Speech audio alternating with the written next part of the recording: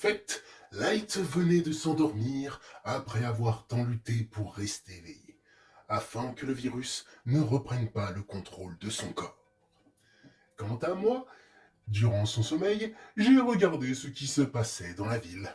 Et des choses intéressantes se mettaient en marche. Mais ça, vous ne tarderez pas à le découvrir, en même temps que notre ami dormant. Enfin, vint le temps de son réveil. Et je ne vais pas faire traîner plus longtemps le suspense, ce fut Light qui se réveilla. Et je fus aussi surpris que lui. Comme la dernière fois, je m'attendais à ce que le virus prenne le contrôle. Mais visiblement, ce n'était pas pour cette fois. Était-ce la volonté de Light qui avait surpassé celle du virus, ou était-ce autre chose? Sur le moment, nous étions tous deux dans le flou. Mais le jeune homme était fou de joie de ne pas se réveiller à nouveau dans le brouillard. Et, en plus, il était en pleine forme. Donc, après avoir mangé un peu du sanglier qu'il avait gardé de côté, il décida de repartir en expédition, afin d'observer les infectés s'il en trouvait. Et il ne mit pas longtemps avant d'en trouver, maintenant qu'il savait où chercher. Mais partout où il allait, ceci ne faisait que dormir. Il retomba même en fouillant sur un énorme infecté, qu'il laissa dormir en continuant son chemin, bien décidé à ne jamais avoir à affronter une de ces abominations. Mais il finit par tomber sur des choses intéressantes tout de même. Durant ses recherches, il vit un infecté isolé, chassé en écureuil, et si cette petite bête n'avait pas été si rapide et agile, elle se serait faite dévorer. Mais surtout, l'animal était juste monté sur le toit d'une voiture, et l'infecté ne semblait pas capable de l'escalader.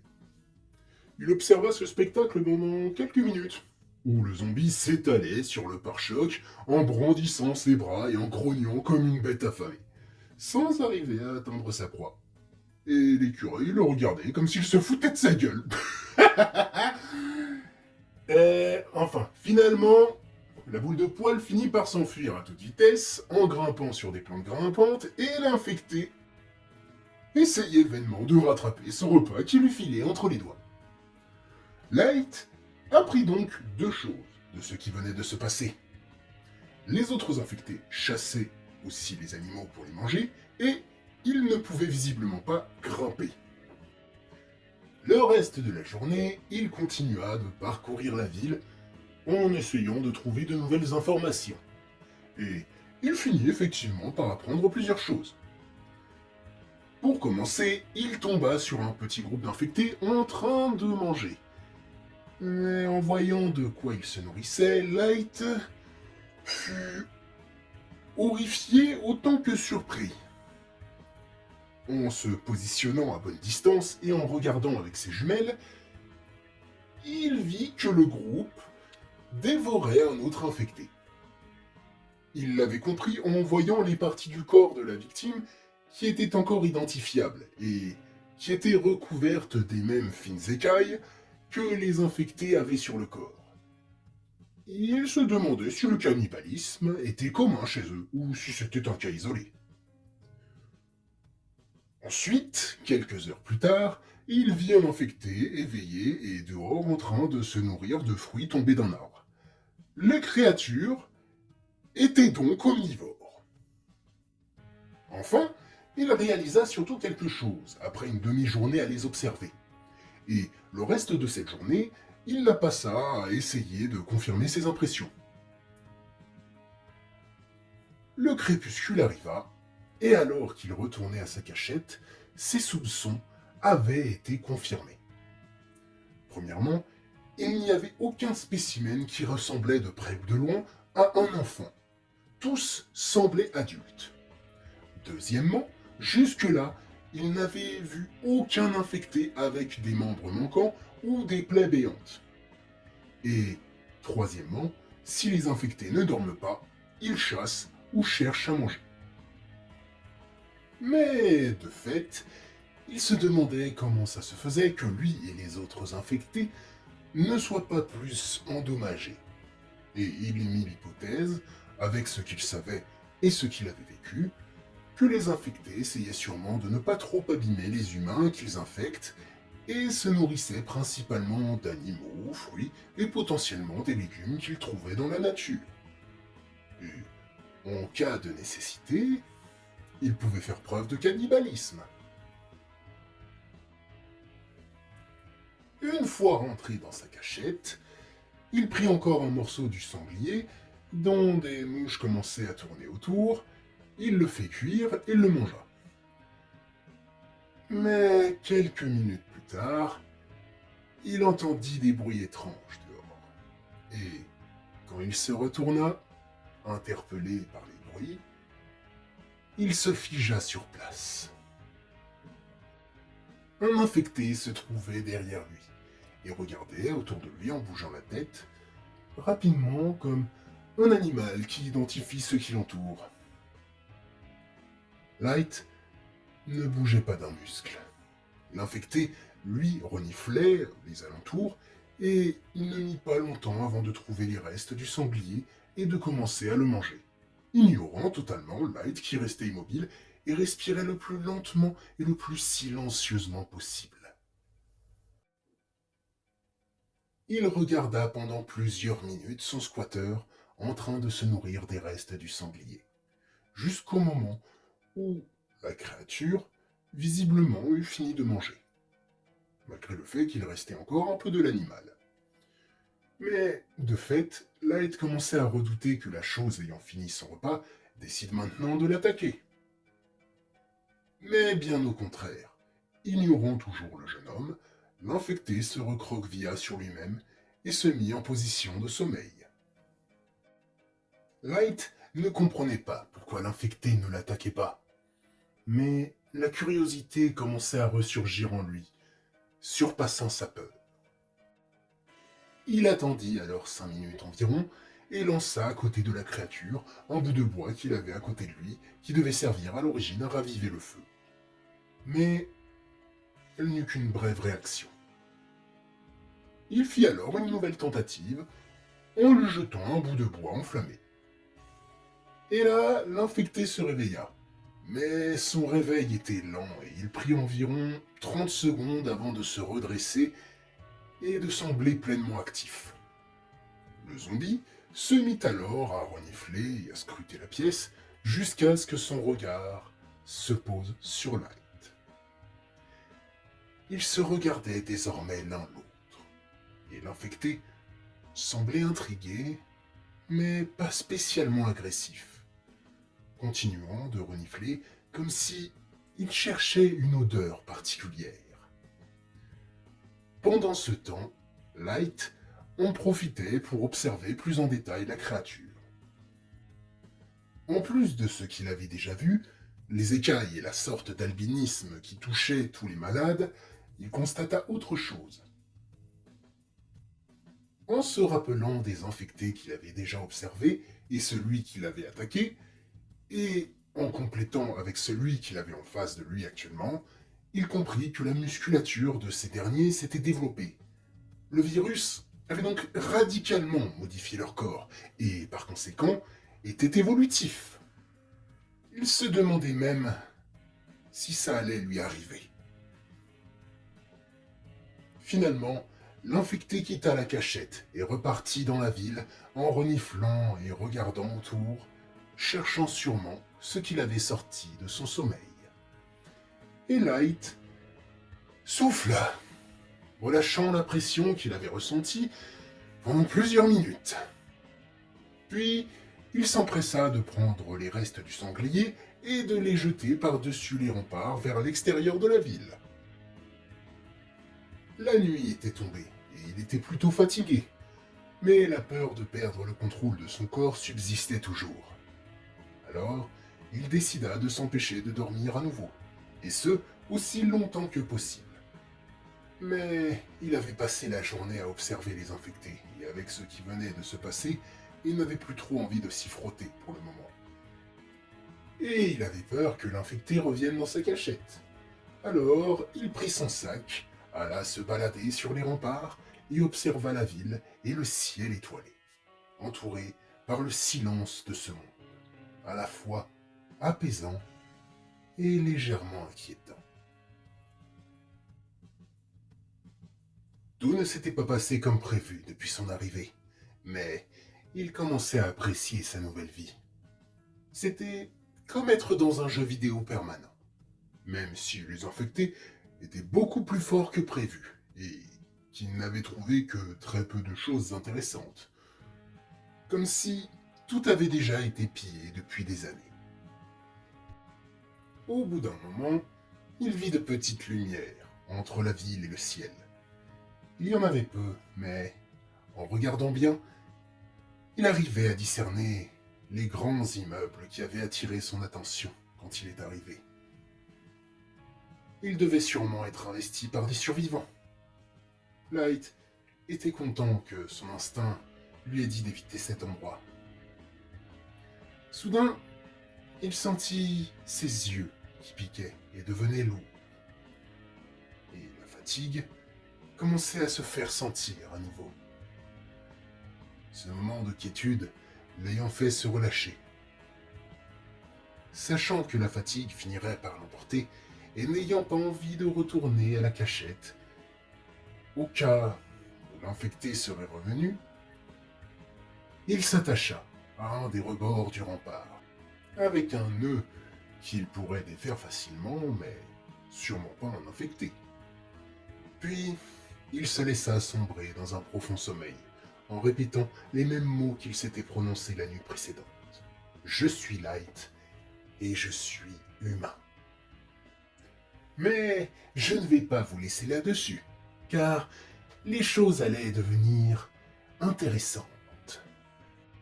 Le lendemain, il se réveilla à nouveau en tant que lui. Il ne savait pas si c'était grâce aux paroles qu'il prononçait comme une sorte de formule magique, ou grâce à autre chose, s'il arrivait encore à garder le contrôle, même après avoir dormi. Mais il s'en fichait désormais. Il profitait juste de sa victoire. Une fois détaché, il décida de prendre son courage à deux mains et de retourner voir à la cachette si elle avait été envahie par des infectés. Il y retourna donc, et une fois là-bas, il n'y avait rien. La cachette était vide de toute présence. Il était plutôt soulagé, mais maintenant, il n'y avait plus rien à manger, et en y réfléchissant, l'odeur du cadavre de sanglier et de la viande cuite étaient sûrement les raisons qui avaient attiré l'infecté. De fait, il devait chercher autre chose. Et puis, manger exclusivement de la viande, ce n'était pas forcément bon pour la santé, pensait-il. Soudain, il se rappela de ce qu'il avait vu pendant qu'il observait les infectés dans la ville. Il y avait des arbres fruitiers. Ce n'était pas un repas de premier choix, mais ça lui permettrait de se nourrir un peu. Et niveau conservation, c'était plus facile à conserver que de la viande et ça sentait moins fort. Une fois décidé, il partit en direction de là où il avait vu les arbres.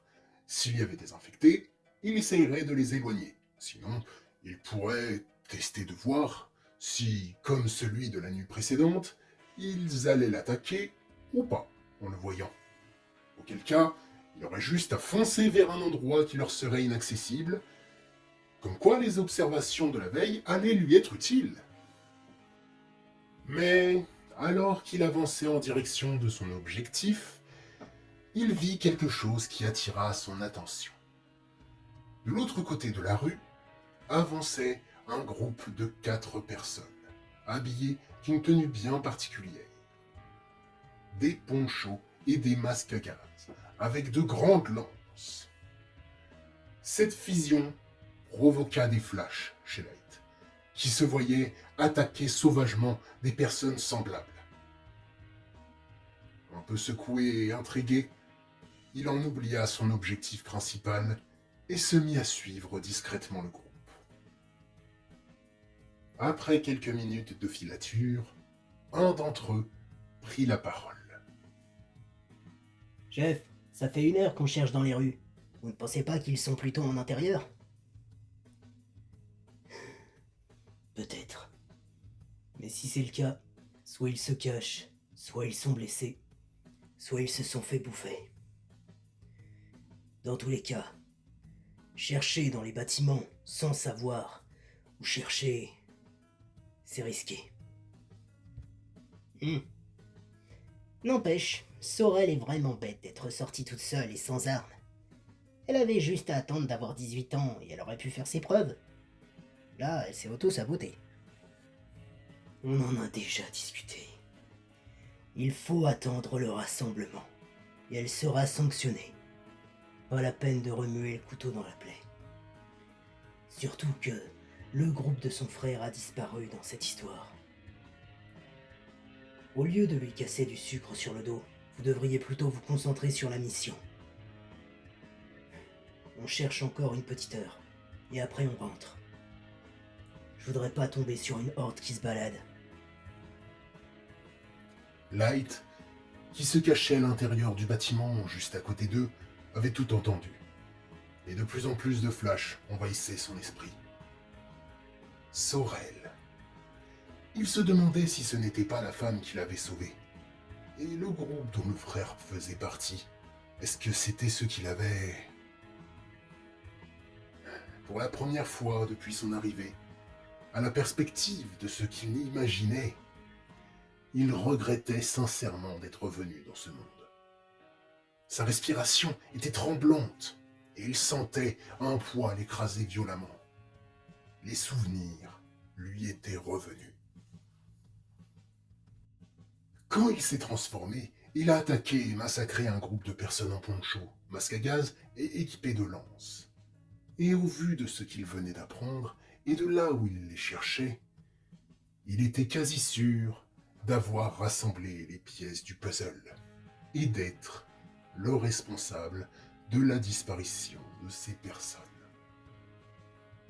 Light regarda le groupe de survivants s'éloigner et il se sentait désolé pour ce qu'il avait fait. Mais, au même moment, arrivant à son niveau, un nouveau groupe de 5 survivants avançait en direction de l'autre groupe, des arcs et des flèches prêts à l'emploi. Ceux-ci étaient habillés en tenue militaire et semblaient préparer une attaque. La dernière fois que Light s'était mêlé des affaires des survivants de cette ville, ça avait mal fini. Mais il se sentait responsable du groupe en pleine recherche. C'était en partie de sa faute s'ils étaient ici. Et s'il les laissait se faire tuer, il ne pourrait plus se regarder dans une glace. Quand bien même il en trouverait une en bon état. Alors qu'il était en pleine hésitation, un des militaires décocha une flèche sur l'autre groupe. Et après avoir entendu un cri de douleur, Light sentit tous les muscles de son corps s'électriser. Il n'avait plus qu'une seule envie. Démolir violemment cette bande de salopards. Il bondit alors par la fenêtre du rez-de-chaussée dans un fracas de verre, son pied de biche en main, et donna un grand coup dans la tête du tireur. Le reste du groupe de militaires était choqué par ce qui venait de se passer, ne s'attendant sûrement pas à une attaque surprise, mais Light, lui, voulait juste se défouler sur eux. Et se servit de ce moment de stupeur pour foncer sur le type le plus proche et lui abattre son pied de biche tout aussi violemment que le premier dans la tête. Les militaires commencèrent à reprendre leurs esprits alors que 2 des leurs étaient à terre. Et alors que l'un d'entre eux commençait à armer son arc pour tirer sur Light, ce dernier lança son pied de biche sur lui. Le soldat se prit l'arme en pleine tête, et Light se propulsa sur lui et lui enfonça son poing dans le crâne, brisant le masque à gaz et potentiellement le crâne de sa victime. Suite à ça, des rugissements se firent entendre à l'intérieur des bâtiments, et les militaires, encore debout, prirent la fuite rapidement. Light regardait les hommes au sol, puis il regarda vers l'autre groupe de survivants. Ils essayaient aussi de prendre la fuite, en transportant leurs blessés. Mais bien évidemment, c'était plus compliqué. Un vacarme sauvage se faisait entendre dans les bâtiments de la rue, et Light décida d'aller aider le groupe qu'il avait sauvé. Light fonça et leur demanda s'ils avaient besoin d'aide. et même si de la méfiance se ressentait, il n'avait pas vraiment le temps de réfléchir. Light attrapa le blessé, le prit sur son dos et ordonna aux autres de courir en leur entamant le pas. Ainsi, toute la bande se mit à fuir. Quant aux soldats que Light avait soit tués, soit assommés, ils se firent tout simplement dévorer par la masse vorace qui avait envahi la rue. Après quelques minutes de fuite, une fois qu'ils furent assez éloignés du danger, le groupe de survivants reprit son souffle. Le blessé gémissait de douleur sur le dos de Light, et un d'entre eux s'approcha de lui. « Merci de nous avoir aidés, qui que tu sois. » Visiblement, c'était le chef du groupe. Je vous en prie, c'est normal. Écoute, si ça ne te dérange pas, j'aimerais que tu nous accompagnes. Je m'en veux de devoir faire ça, mais pour prouver qu'on n'est pas responsable de l'attaque, on va avoir besoin d'un témoin. Mais bon, tu comprends, on peut pas te laisser circuler librement dans notre camp. Alors, tu vas devoir nous suivre et potentiellement passer au moins 1 ou 2 jours en cellule. Mais je te le promets, on ne fera aucun mal. Je te le jure sur ma vie. Light n'était pas vraiment ravi de cette demande, bien évidemment. Mais il se sentait responsable de tout ça. Et après avoir réfléchi quelques secondes, il accepta, un peu à contre-cœur. Après avoir fait les premiers soins aux blessés, le groupe partit en direction de leur camp et, au bout d'1 heure et demie à avancer prudemment, ils finirent par arriver devant 4 grands immeubles. Les 4 grands immeubles qui avaient attiré à plusieurs reprises l'attention de Light. Et, en avançant vers eux, il se demandait comment les choses allaient se passer et comment il allait cacher sa nature aux autres survivants. Et moi, je frissonnais d'impatience de connaître la suite.